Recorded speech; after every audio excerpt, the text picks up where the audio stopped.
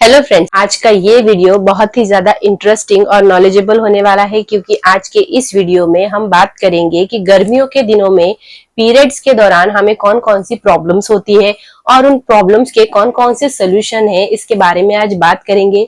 साथ ही साथ गर्मियों के दिनों में हम खुद का हाइजीन कैसे बरकरार रख सकते हैं, इंटरमिटेंट हाइजीन कैसे रख सकते हैं, साथ ही साथ गर्मियों के दिनों में बहुत ही ज्यादा कंफर्टेबल पीरियड निकल जाए, इसके लिए हम कौन कौन से प्रयास कर सकते हैं, तो आज के इस वीडियो में हम डिस्कस करने वाले हैं। तो दोस्तों, मैं आपसे दरख्वास्त करूंगी कि प्लीज आज का ये वीडियो पूरा देखें बिना स्किप किए, क्योंकि आज आप यहाँ से एक बहुत ही अच्छी इंफॉर्मेशन लेकर जाने वाले हैं।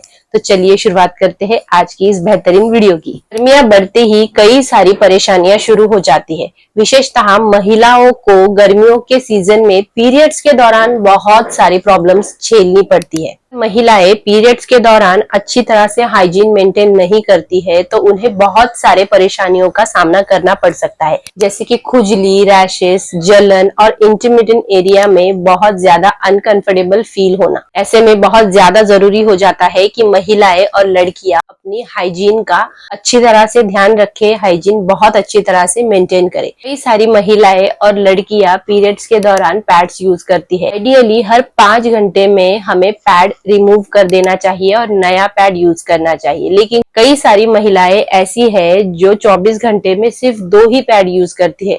अगर आप वर्किंग हो और आप 2 पैड यूज कर रहे हो 24 घंटे में, तो ये आपके लिए बहुत ज्यादा खतरनाक हो सकता है, क्योंकि गर्मियों के टाइम और पसीने की वजह से बैड बैक्टीरिया तैयार होता है। इससे बहुत सारी प्रॉब्लम्स हो सकती है। इसीलिए याद रखिए कि हर 5 घंटे में एक पैड यूज करें, और अगर आप वर्किंग हो तो एटलीस्ट 3 से 4 घंटे में पैड बदलना बहुत ज्यादा जरूरी हो जाता है। और उसमें भी अगर आपका हेवी फ्लो चल रहा है तो 2 या 3 घंटे इज इनफ। गर्मियों में अगर ज्यादा लंबे समय तक आप पैड रखती है तो चलते समय हमारी जांघें बहुत ही ज्यादा छिल जाती है। इसीलिए पैड को बार बार बदलना बहुत ज्यादा जरूरी है। पीरियड्स के दौरान सही अंडरवियर का यूज करना भी बहुत जरूरी है। कॉटन की अंडरवियर अगर आप यूज करते हैं तो इससे आपको गर्मियों के दिनों में बहुत कंफर्ट महसूस होगा, क्योंकि कॉटन की अंडरवियर हमारे इंटीमेट पार्ट पर जितना भी पसीना आता है वो सोक कर लेता है, और जिसकी वजह से रैशेस और खुजली, स्किन प्रॉब्लम से बचने में हमें बहुत ज्यादा हेल्प मिलती है। जिन महिलाओं को गर्मियों के दिनों में बहुत ही ज्यादा पसीना आता है, उन्हें सिर्फ अंडरगारमेंट्स ही नहीं तो उन्हें कपड़े भी कॉटन के ही पहनने चाहिए, जिसकी वजह से पसीना तो सोख कर लेता है, स्किन रैशेस से भी बच जाते हैं, और पीरियड्स में जो बदबू आती है, जो स्मेल रहती है, वो भी कम होने में मदद मिलती है।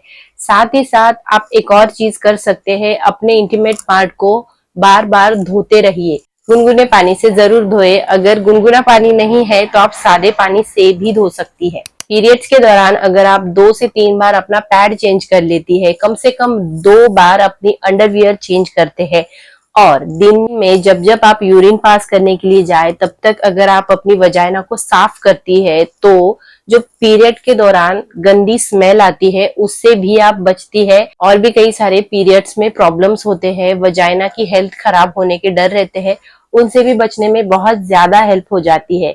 ओवरऑल अगर देखें तो हमारा इंटीमेट हाइजीन की वजह से हमारी बॉडी भी अच्छा महसूस करती है, पीरियड्स भी हमारी आसानी से निकल जाते हैं। गर्मियों का सीजन हो या कोई और सीजन हो, हमें हमेशा कॉटन के पैड ही यूज करने चाहिए, क्योंकि कॉटन के पैड में ज्यादा केमिकल्स यूज नहीं होते हैं, जिसकी वजह से ये हमारे स्किन के लिए बहुत अच्छे होते हैं। ज्यादा खुशबूदार पैड जो होते हैं उन्हें अवॉइड करें, क्योंकि उसमें ज्यादा केमिकल प्रोडक्ट यूज होते हैं, जिसकी वजह से हमारे स्किन को प्रॉब्लम तो होती है, साथ ही साथ हमारे वजाइना में भी बहुत सारे प्रॉब्लम्स बनने लग जाते हैं। कई बार महिलाएं पैसे बचाने के चक्कर में सस्ते पैड भी यूज कर लेते हैं, जो कि बहुत ज्यादा हार्मफुल हो सकते हैं। इसीलिए हमेशा पैड चुनते समय उसकी क्वालिटी जरूर ध्यान में रखें, अच्छे से कॉटन से बना हुआ है या नहीं वो भी अच्छे से ध्यान रखें। जैसे कि मैंने बताया कि ज्यादा खुशबूदार वाले जो होते हैं पैड्स उन्हें बिल्कुल भी यूज ना करें क्योंकि उनमें केमिकल होते हैं। कुछ औरतें तो ऐसी भी होती है जो पैड बचाने के चक्कर में दिन भर में सिर्फ 1 या 2 पैड ही यूज कर लेती है। ये भी हमारे बॉडी के लिए बहुत ज्यादा नुकसानदायक हो सकता है। इसलिए मैं तो कहूंगी कि प्लीज आप और कई जगहें हैं जहां पर बचत करें, लेकिन महीने में 4 से 5 दिन जो हमारे लिए बहुत ज्यादा जरूरी होते हैं, बहुत ज्यादा हार्ड टाइम भी होता है कभी कभी, उस टाइम के लिए प्लीज कोई भी बचत ना करे, अच्छे से खरीदारी करे और अच्छा महसूस करे। ये तो हुआ कि हम शरीर को ऊपर से कितना ज्यादा साफ सुथरा और अपने शरीर को ऊपर से कितना ज्यादा अच्छी तरह से ख्याल रख सकते हैं इस बारे में। लेकिन पीरियड्स के दौरान जितना अपना खुद का हाइजीन मेंटेन करना जरूरी होता है, जितना ज्यादा अच्छे से रहना जरूरी होता है, उससे ही ज्यादा जरूरी होता है हमें अंदर से भी अपना ध्यान रखना। क्योंकि पीरियड्स के दौरान शरीर में भी बहुत सारी उथल पुथल होती रहती है। पीरियड्स में क्रैम्प्स आते हैं, दर्द होता है, मूड स्विंग्स होते हैं और भी कई सारी प्रॉब्लम्स होती है। मुझे तो पीरियड्स के दौरान हमेशा क्रैम्प्स तो आते ही है, लेकिन मुझे हेडेक भी बहुत होता है, साथ ही साथ मेरा मूड भी कई बार खराब होता रहता है। तो इस समय पर मैं खुद की एक अच्छी देखभाल करना बहुत ज्यादा पसंद करती हूँ। गर्मियों के मौसम में वैसे भी पानी पीना बहुत ज्यादा जरूरी होता है। अपने स्किन को और शरीर को हाइड्रेट रखने के लिए हमें पानी की जरूरत होती है। अगर गर्मी का सीजन है और आपके पीरियड्स आए हुए हैं तो आपको अपने शरीर को हाइड्रेट रखने के लिए जितना रिक्वायर्ड है उतना पानी तो जरूर पीना चाहिए। इसकी वजह से हमारा शरीर तो ठंडा रहता ही है, लेकिन ब्लोटिंग भी कम करने में हेल्प हो जाती है। पीरियड्स के दिनों में चाय, कॉफी, बहुत ज्यादा तले हुए और मसालेदार पदार्थों का सेवन करने से हमें बचना चाहिए, जिसकी वजह से ब्लोटिंग का खतरा बन जाता है। इन दिनों में ज्यादातर खरबूज, खीरा, दही, नारियल पानी जैसे ठंडे और हल्के खाद्य पदार्थों का सेवन हमें करना चाहिए। इंटीमेट पार्ट पर अगर बहुत ज्यादा पसीना आ रहा है तो आप कोई भी पाउडर इस्तेमाल कर सकती है, या फिर अगर कुछ ना मिले तो बेबी पाउडर को यूज कर लीजिए। उससे पसीना कम होने में और स्मेल की कमी होने में मदद मिल जाती है। गर्मियों के दिनों में पीरियड्स के समय पर बहुत ज्यादा हैवी वर्कआउट बिल्कुल भी ना करें, जिसकी वजह से आपको ज्यादा पसीने आए। साथ ही साथ अगर आपको बहुत ज्यादा दर्द हो रहा है, पेन हो रहा है, क्रैम्प्स आ रहे हैं, तो आप उसके लिए हल्की सी स्ट्रेचिंग कर सकते हैं, हल्का फुल्का योगा कर सकते हैं।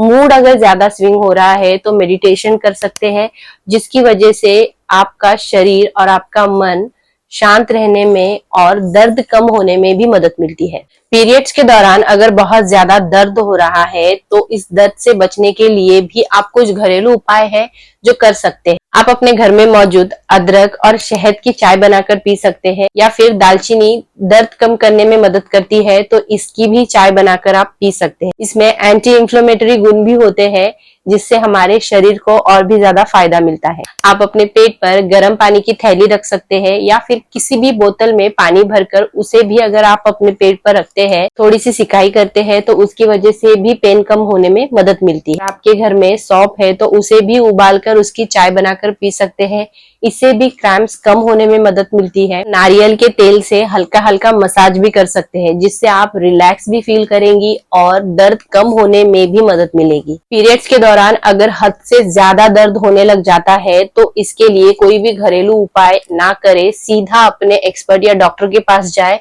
और दिखाए। क्योंकि पीरियड्स के दौरान हल्का फुल्का दर्द होना सामान्य होता है, लेकिन जरूरत से और हद से ज्यादा अगर दर्द बढ़ जाता है तो ये किसी प्रॉब्लम को दर्शाता है। इसीलिए आपको किसी भी गायनेक की अपॉइंटमेंट लेनी चाहिए और उनसे मिलकर प्रॉब्लम डिस्कस जरूर करनी चाहिए।